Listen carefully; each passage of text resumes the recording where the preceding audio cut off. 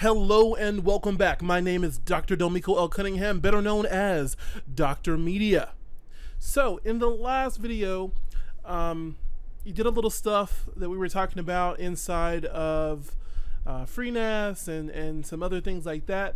And what I wanted to cover today was actually another Freenas topic. So I actually have built my second Freenas box. So my second Freenas box is now up and running. And if you remember from my previous videos, I had a Freenas box running at .16. So this is my old box right here. So this is the old one. And then here is my brand new box. So my brand new box is running at 17. And so we can talk a little bit about specs and what this system currently is. So currently I'm running a A6 7400K, which is a Radeon APU. So it has a GPU and CPU on the same die. Now, the only reason why I'm running it is because, well, I had it. I had it laying around. It wasn't really doing anything else. It kind of just was sitting here. So I was like, well, let me just go ahead and use it. Now, the thing about this is this machine has 16 gigs of RAM in it. And if we look over here at my current storage, if I look at my disk, you'll see that I've got 8 disks in this thing. Now, currently right now, these disks have not been built out into a pool, so that's what I wanted to cover in this video. So this video is going to be, 1, about the hardware, and 2, about how to set up Freenas when you're setting up a brand new pool of drives and building out your Freenas. So this box was built as a secondary box for my home network to hold movies and photos and things of that nature, and a development box. So the motherboard in this is a mini ITX motherboard. It's an old Gigabyte motherboard. So for hardware, you could use whatever you want. You want to at least have 16 gigs of RAM, in my opinion. My other Freenas box has 32 gigs of RAM, but you want to at least have 16 gigs of RAM, because I believe about 8 gigs of that is going to be used for Freenas itself, because the ZFS file system has a lot of memory overhead. The other thing that I would suggest is a lot of people that do installs, they'll use 2 USB keys. They'll use 2 USB sticks rather, and they will have Freenas installer on one stick, and then they'll have just a blank USB, and then they'll install Freenas to that USB and then boot it that way. I used to be a person that did that. I was a firm believer that it was okay, just run it from the USB, even though I know USBs are not meant to have a very super long life. They are, by the nature and the cheapness of them, they are, meant to die. So for a very long time, I was running my Freenas box like that. So my Freenas box at .16 was running on a USB key. Now, about 2 years ago, the USB key got corrupted, and basically I lost my Freenas installation. I didn't lose my data, because the data is separate from the operating system, right? So I didn't lose my data, I just lost the Freenas operating system. I was able just to take another USB stick, reinstall it, and then import my pools, and everything was fine. So what happened here recently, what got me started on this new path to build another Freenas server, is that I lost 16 again. So I had one disk in this pool here, in this ZFS pool, that was dying. So I pulled it. When I pulled it, everything was fine. I put it in a new drive. It was resilvered. So the thing about this is that these pools here are 2 terabyte drives. So this is 3 pools of 2 terabyte. This is 4 drives of 2 terabyte, 3 drives of 1 terabyte, and then this is just one single drive. I use it as a rendering drive. So that was it, right? That's what I had. And so for this new pool, what I decided to do is to actually use this case. So this is the case that I'm using.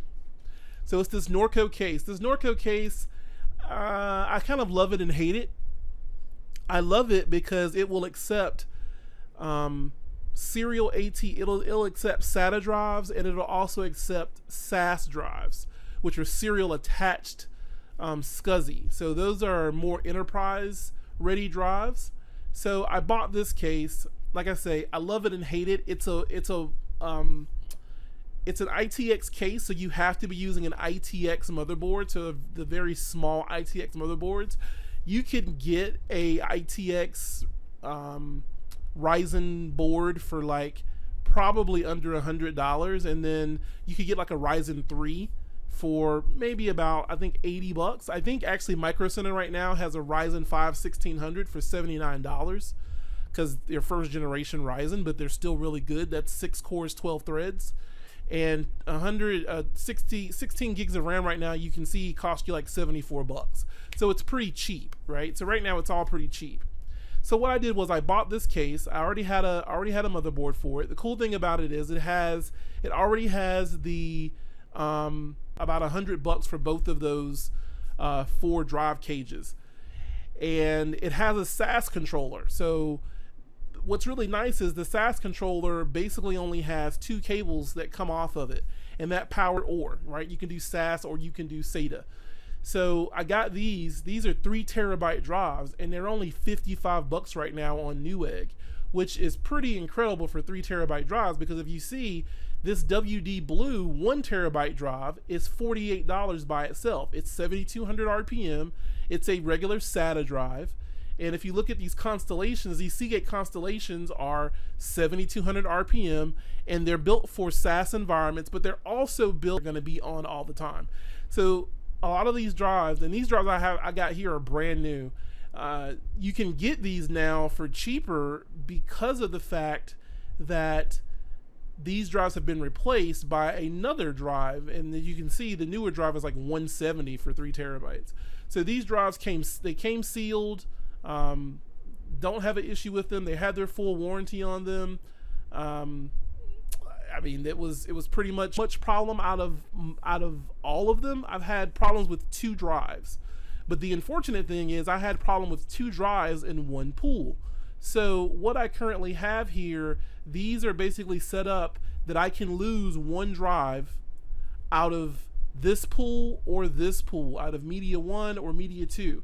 If I lose 2 drives out of that pool, then that's it. That data is gone, right? So when I set this up, I'm kind of going to set this up the same way. I'm going to set it up in 2 pools, and I'm going to do 2 pools of 4.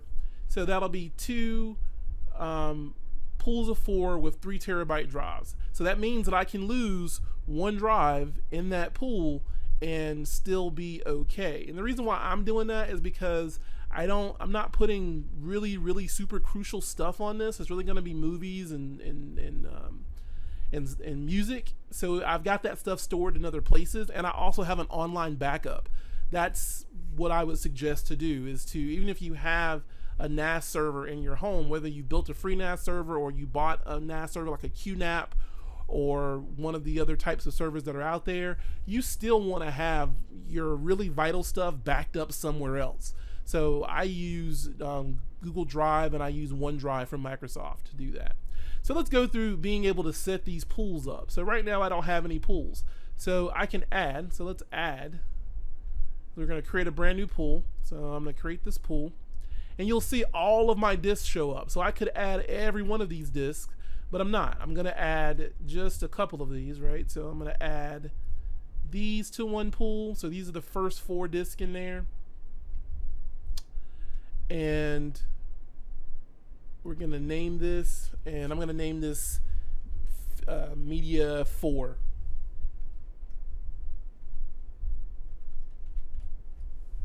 Right? And I'm going to move these guys over here. So now these guys are in that pool. So that pool's raw capacity at RAID Z2 is 5 terabytes. I'm going to set this guys up. I'm not going to stripe it, because if I striped it, basically I would be using, there would be no redundancy at all. So I'm just going to do RAID Z. So RAID Z, and we can look at what these are, right? So if you go here and see RAID Z2, right? So RAID Z2, I could lose 2 drives and still be able to recover data, but I just want to be able to, I've never run into the problem of losing 2 drives at once. These drives are brand new, they don't have any hours on them. So, that's just, I'm gonna run it this way, right? So let's create, and let's confirm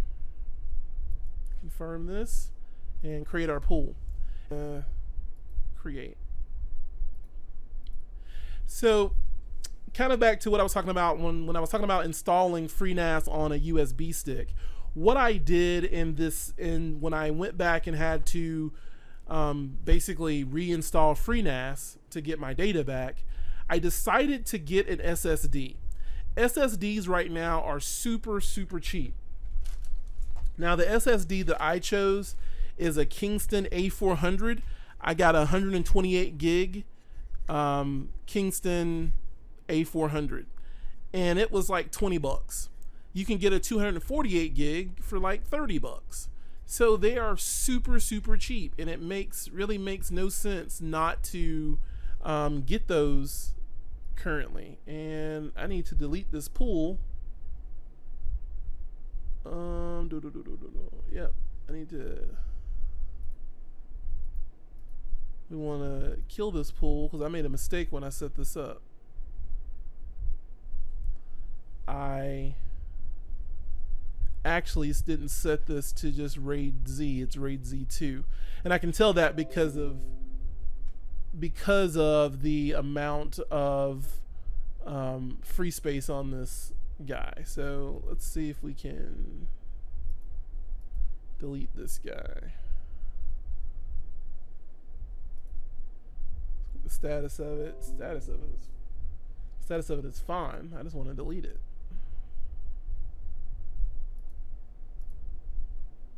And so this will show you what pool these guys belong to. And I tried to make sure that I set up my disk inside of when I put them into the case, that they were basically lined up to where their pools were going to be at. And let's export this. Let's see.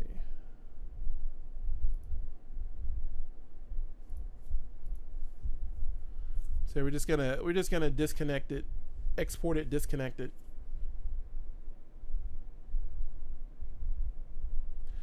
And so anyway, when I did these new servers and these new pools, I decided to use SSDs for my new one. So PHX Media 5, and this time we're going to make sure that we actually set this to RAID Z, and then create and confirm, create pool. So I use the SSD. We'll see how that works. I'm thinking that the SSDs are gonna work better because they are meant to be hard drives. Not a USB stick is not meant to be a hard drive. So I think that the SSDs that I got will work better. And like I say, the A400s are pretty good. They're an older family of SSDs.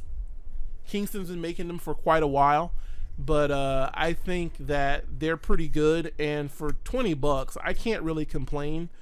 And then I got a 240 gig for like 30 bucks, so I'm quite happy with them. I've used the Inland Professional brand before. I don't really like those because I actually had an issue with those. I had an issue and one kind of died, and it wasn't that old, so I was very confused as to what was going on with it. So anyway, I rather stick with the Kingstons. I know they work if I'm going to have something crucial on it. I like to do the Kingstons. So you can see the compression ratios and everything else. So it shows me everything that's sitting on here, and this is the data set. Right now, this is just a big pool of data. I can break this up into individual data sets. I can edit permissions, so I can set this to Windows permissions.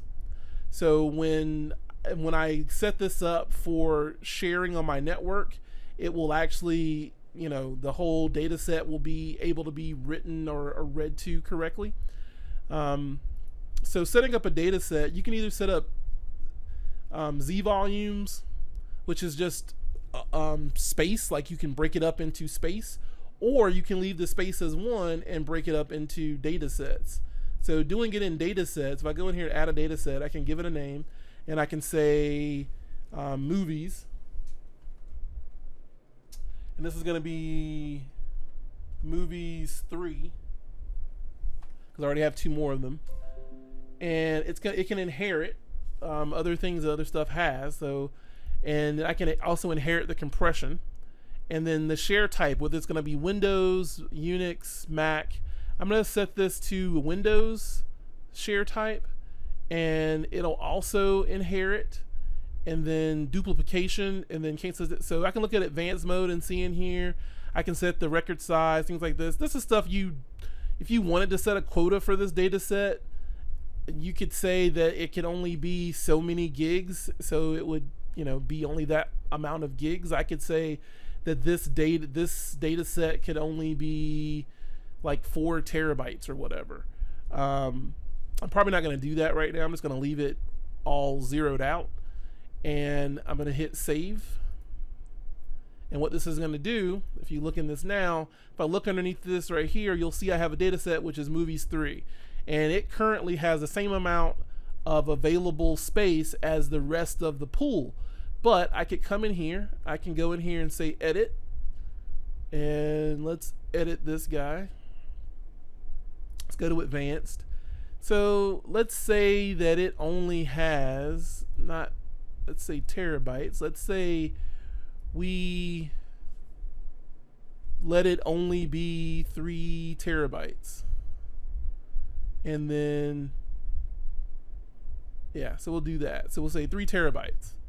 So now what you'll see, what's changed, if I open this up now, you'll see that this data set only has 3 terabytes available to it. It's called movies. It only has 3 terabytes. It only has 3 terabytes available for it. So once it hits 3 terabytes, it's out of space. There's no more space on that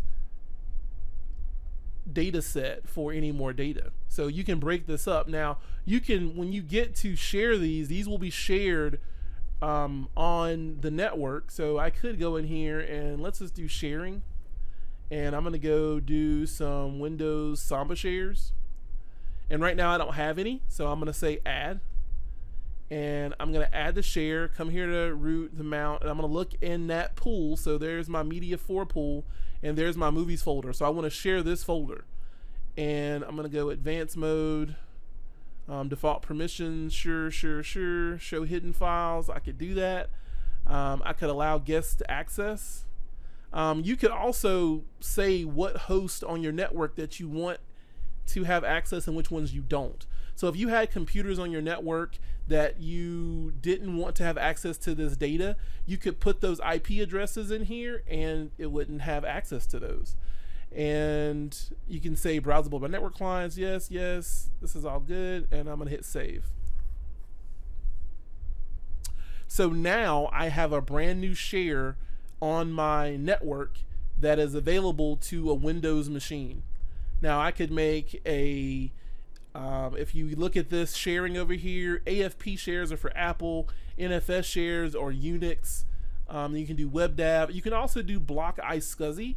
Block iSCSI is pretty interesting because what it does is on your network attached storage, you can set up a raw disk, meaning that you can have a SCSI disk or an actual hard drive, looks like a hard drive, to Windows. So Windows sees that iSCSI block as a unpartitioned hard drive. So in a Windows machine, you could actually set up iSCSI and connect to that raw drive and make it a part of Windows. You could make it the D drive or the F drive or whatever, and Windows would see it as a normal operating system drive, and not really see it as a network share, but just see it as a drive that it connects to basically over the network, but it sees it as a local drive for that machine. I've done a video on that in another tutorial, and if you look back, I'll probably leave a link to that here in this video if you want to know how to set up iSCSI and things like that. So right now I can see, look at my pools. My pools look healthy. It's giving me health, giving me the feedback on these guys. They all look healthy. Everything is cool. Not really much going on with them. This one doesn't have any data sets attached to it yet. This one actually does. I've got one data set underneath here, and it's basically inheriting all the compression and everything else from the stuff up above it. But that's pretty much it. If I go in here now and look at my dashboard, I can see, boom, there is Phoenix Media 5 and Phoenix Media 4. They've got 4 drives apiece in them. And everything is pretty much good. One thing I would suggest if you do plan on building something like this and building your own Freenas box is that when you buy your hard drives, if you can afford it, so if you're gonna spend the money to do 8 drives, then I would tell you to get like 4 extra drives. So you're buying 12 drives and you're like, Dr. Media, why would I buy more drives than I need? Well, it's just the same thing that I said. In my other Freenas box, I did lose 2 drives over the span of like 5 years. So I wanted to have drives on hand to be able to replace. So I've got like 4 drives that are just sitting in a box, and they're there in case I need them. That's really it. That's really why they're there. And I just keep them there and use them for that. But you can see this new Freenas box is up and running. It's pretty okay. It's only 2 cores, so it has a graphics processor, like I said, built into it because it's an APU, but I'm not really going to be using that. Now I could, and the reason why I chose an APU for this build, one, like I said, I had it laying around, but 2, I did choose it in the end because I can run virtual machines. And I can run virtual machines on here, and the virtual machine that I run, I could actually install Windows. And I probably could do pass-through and pass through the video card because I'm currently not using it. You're basically seeing the display from my browser from my workstation. So you're not seeing it, you're not seeing a HDMI display from that computer, you're basically seeing it used over the network. So the video card is not being, the video part of that is not being used. And in theory, that should be able to be passed to a virtual machine, which is pretty cool because Freenas runs Beehive as its virtualization layer. And I still have all the plugins and stuff, so I can still install plugins and everything else. So I can go in here. When you first do your plugins, like right now it doesn't have anything. I've got to configure where I want it to be at. So I'm going to say on 4 so that it has a place to actually put those. So when you first do it, it gives you, it's given an error. I've configured that. Let's activate it. What I might do is do this. Go back to my pools. Go back in here. Let's see, did it make a jails folder? It did. It made a jails folder. I don't know why.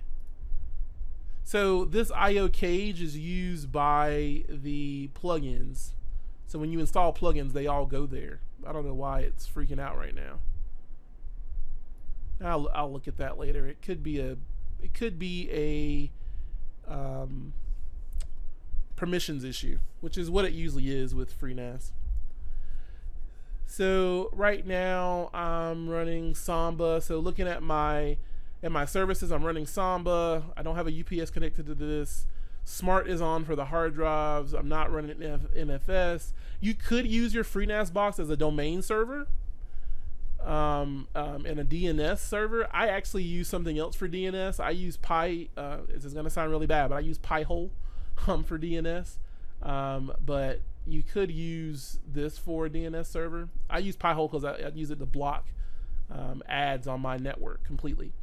The other thing that I wanted to mention before ending this video is I told you that the case that I bought has a SAS backplane in it.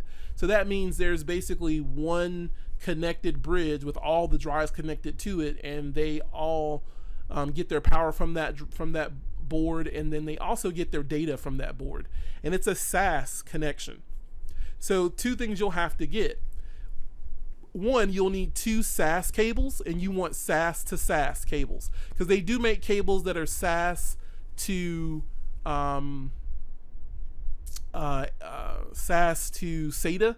You don't want that. You want a straight SAS to SAS cable.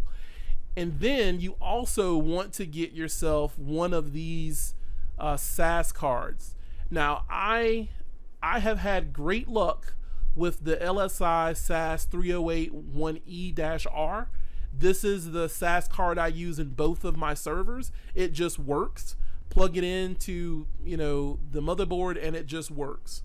And basically your SAS cable will connect to both of these. So you'll have two SAS cables, connect those, and then connect them to the SAS backplane inside of that Norco hard drive. Hard drive. Wow. Inside of that Norco case that I was showing you. Now, I just ordered actually from this person, and I thought it was going to be, you know, BS, but it wasn't. It was two brand new unopened SAS controllers, 8-port SAS controllers for $30 for two of them. So they're basically like $15. And I suggest this brand and this model because I can tell you, having used it twice, it just works. I've purchased SAS controllers in the past from LSI that were probably meant for a specific motherboard, so they didn't work on any motherboard except the board that they were meant for, or the system they were meant to go into. So this SAS controller, I can tell you, is universal. I've put it onto a server motherboard, and I've also put it onto a regular motherboard, so it just works. So anyway, until next time, guys, click that subscribe button, and if you like this content and you want to hear more of it, then leave me a comment down below.